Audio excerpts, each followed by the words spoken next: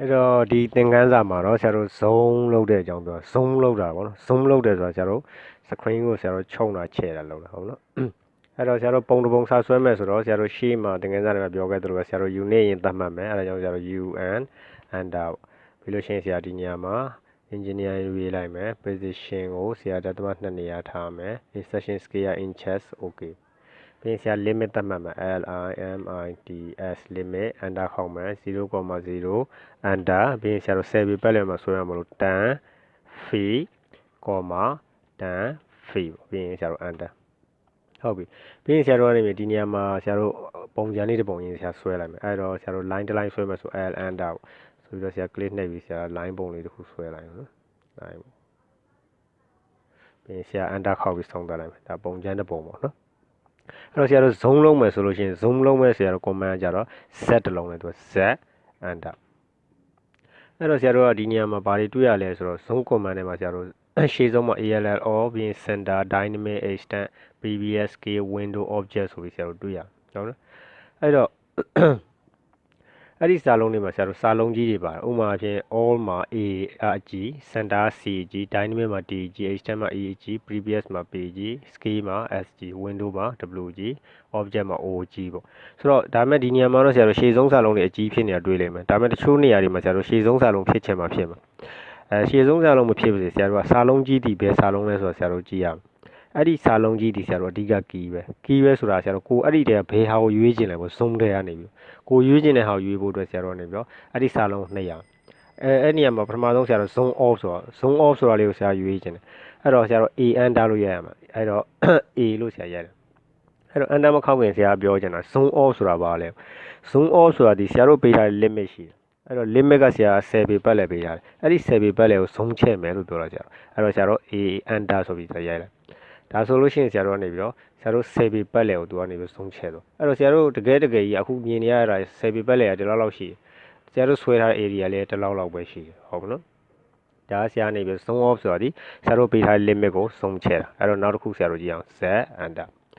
ဟုတ်ပြီဆရာတို့အဲ့ဒီမှာ zoom off ပြီးလို့ရှိရင်ဒုတိယအဆင့်အနေနဲ့ဆရာအဆင့်လိုက်မဟုတ်ဘူးဆရာဒီ extent တွေကိုပြောမယ် extends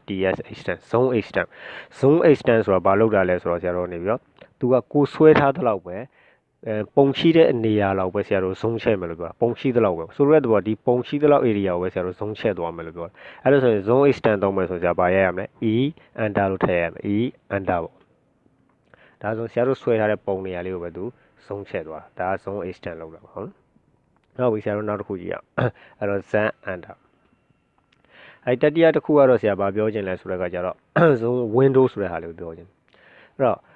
zoom window ဆိုတာကကိုလိုချင်တဲ့ကို zoom ချဲချင်တဲ့နေရာလေးကိုဆရာတို့နေပြီး area လေးသတ်မှတ်လိုက်ပြီးတော့ဆရာတို့ zoom ချဲခံလိုက်တာအဲ့တော့ဆရာ zoom window သုံးပါမလို့ w enter လို့ဆရာရမယ် w enter w enter လို့ရိုက်လိုက်တဲ့အခါသူကနေပြီးတော့ဒီ point တွေတောင်းတယ်ဆရာတို့ဘယ်ကနေဘယ်ကို zoom ချဲမှာပေါ့အဲ့တော့ဆရာ zoom ချဲမဲ့နေရာကိုဆရာပထမ click တစ်ချက်ပေးမယ်ပြီးရင်ဆရာ mouse ကိုရွှေ့သွားဟိုကဒီလောက်ကိုဆရာတို့ zoom ချဲခြင်းလဲဆိုပါတော့အဲ့လိုဆိုရင်ဆရာဒီနေရာမှာ click နှိပ်လိုက်အဲ့ဒီနေရာလေးကိုသူ zoom ချဲသွားမယ်ဒါဒီပါလဲဆိုတော့ zoom window ဟုတ်အခုဆရာဒီနေရာမှာ z enter e enter ပြန်လုပ်လိုက်မယ်ဆရာတို့ပုံကို zoom extent ပြန်လုပ်လိုက်ဟုတ်ပြီအဲ့တော့နောက်တစ်ခုဆရာတို့ကြည့်အောင်အဲ့တော့ z enter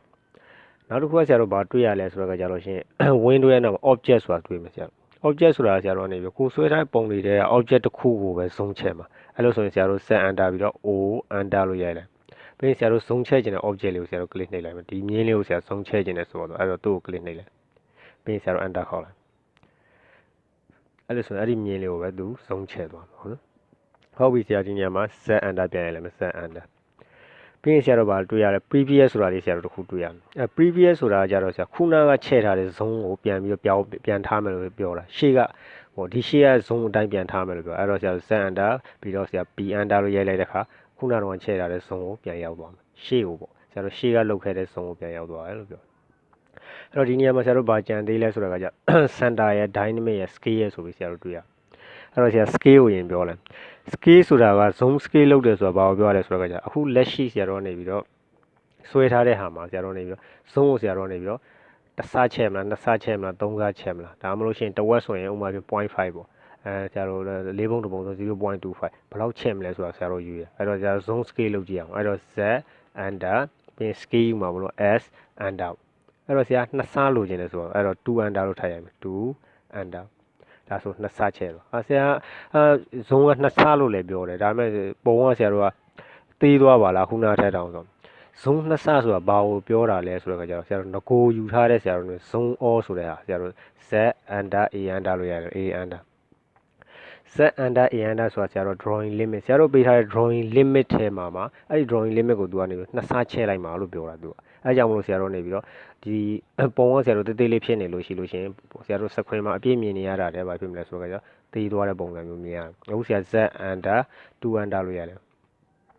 အဲ့လိုဆိုရင်ဆရာတို့ဘာဖြစ်သွားလဲဆိုတော့နှစ်ဆချဲသွားဒါပေမဲ့အောက်ဘက်ကိုကွယ်သွားရွှေ့ကျင်တယ်ဆိုဘာလို့လဲဆရာ mouse ရဲ့ဘိန်းလုံးလို့ယူပြီးဆရာတို့ရွှေ့ဆရာတို့ဒီအပြင်ဆရာတို့ mouse ကိုပါလဲဘိန်းလုံးကိုဆရာတို့ရှေ့တိုးနောက်ဆုတ်လုပ်ပြီးတော့ဇုံချဲလို့ရတယ်ဆိုတာလဲဆရာတို့သိပြီဟုတ်အဲ့တော့ဆရာတို့ဒါကဇုံကိုဆရာတို့နေပြီးတော့ scale နဲ့ချဲတာဟုတ်ပြီဆရာနောက်တစ်ခု zone center ဆိုတာလေးကိုဆရာကြည့်အောင်အဲ့တော့ဆရာတို့ z under c under ကို c under zone center ဆိုတာကြတော့ဘယ် point မှာဆရာတို့ကနေပြီး center ထားပြီး zone ချဲ့မယ်လို့ပြောတာအဲ့တော့ဆရာဒီနေရာလေးကို center ထားပြီး zone ချဲ့မယ်လို့ပြောတယ်ပြီးလို့ရှိရင်ဆရာတို့ဘာလုပ်မလဲ zone ချဲ့မဲ့ area လေးကိုဆရာတို့တန်ဖိုးလေးကိုပေးရမယ်အဲ့တော့ point to point ကို click နှိပ်တယ်ပြီးရင်ဆရာတို့နောက်ထပ်ကိုလိုချင်တဲ့အလျားတန်ဖိုးတစ်ခုကိုပေးလိုက်ဆိုတော့အဲ့ဒီနေရာလေးကိုသူက zone ချဲ့သွားတယ်ဆရာတို့ပေးလိုက်တဲ့ point ဒီ center အနေနဲ့ရှိနေပေါ့ဒါက zone center ပေါ့ဟုတ်ဟုတ်ပြီဆရာဘိန်းလုံးလေးကိုပြန်ပြီးတော့ဆွဲလိုက်မှာကိုပေါ့အဲ့တော့နောက်ဆုံးတစ်ခုဆရာတို့ကြည့်အောင် zone dynamic ဆိုတာအဲ့တော့ z under ဆရာတို့ d under အဲ့တော့ zone dynamic ဆိုတာကြတဲ့ခါကျတော့ screen မှာကိုကြိုက်တဲ့ area တစ်ခုဆရာတို့ zone ကြအဲ့တော့ဆရာကနေပြီးတော့ဘယ်လောက် zone ချဲ့ခြင်းတယ်လဲပေါ့ဆရာဥပမာဆရာ mouse ကို click နှိပ်လိုက်ပြီးရင်ဆရာတို့ဒီနေရာမှာဆရာတို့ကိုလိုချင်တယ်လို့ဆရာ mouse ကိုရွှေ့ပြီးတော့အကြည့်အသေးပေးလို့ရတယ်အဲ့တော့ဆရာဒီလောက်လေးယူလိုက်မယ် click နှိပ်မယ်ဒါဆိုဆရာတို့ဒီလောက်အကွက်လေးဖြစ်သွားအဲ့ဒီအကွက်လေးကိုဆရာတို့ဘယ်နေရာမှာ zone ချဲ့ခြင်းတဲ့နေရာမှာဆရာသွားပြီး click နှိပ်လိုက်မယ်ပြီးရင်ဆရာတို့ enter ခေါက်လိုက်ဆိုတော့အဲ့ဒီနေရာလေးကိုသူ zone ချဲ့သွားအဲ့ဒါဒီဆရာတို့ zone dynamic ပေါ့အဲ့တော့ဆရာတို့ဒါဆိုရင်တော့ဆရာတို့ zone နဲ့ပတ်သက်ပြီးတော်တော်သိပါတယ်ဒါမဲ့ဆရာတို့တကယ်တည်းကဘာလို့လဲဆိုတော့ဒါကတော့ဆရာတို့နောက်ပိုင်းပုံဆွဲတဲ့အခါမှာဆရာတို့ zone ကိုသုံးသွားမှာပေါ့ဟုတ်အဲ့တော့ဆရာတို့ကပုံတစ်ပုံစဆွဲမယ်ဆိုပထမဆုံးဘာလုပ်မလဲ unit သတ်မှတ်မယ်ပြီးရင် drawing limit သတ်မှတ်မယ်ပြီးရင်တတိယချက်လုပ်တင်တာဘာလုပ်တင်လဲဆိုဆရာတို့ဒီကိုယ့်ရဲ့ပေးထားတဲ့ limit ကို zone ချဲ့ထားတယ်ဥပမာဘာသုံးမလဲဆိုတဲ့အခါကျတော့ z under a under ဒါကိုယ့်ရဲ့ပေးထားတဲ့ limit ကိုဆရာတို့ zone ချဲ့လိုက်တာပေါ့ဟုတ်နော်